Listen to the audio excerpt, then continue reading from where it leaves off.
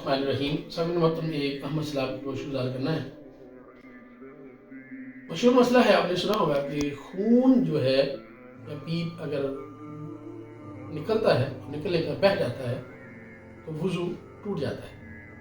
تو وہ کون سی صورت ہے کہ خون یا پیپ نکلے لیکن بہے اور وضو نہیں ٹوٹتا؟ تو اس کی صورت جو ہے فقہ نے بیان کی ہے. کہتے ہیں کہ خون یا پیپ نکل کر آنکھ یا کان میں بہے مگر وہ باہر نہ نکلے، تو ایسی صورت میں وضو جو ہے وہ نہیں ٹوٹتا. یعنی آنکھ اور کان میں وہ خون جو ہے نکلنے کے بعد اپنی جگہ سے بہہ بھی گیا، لیکن پھر بھی اس کا وضو جو ہے نہیں ٹوٹتا.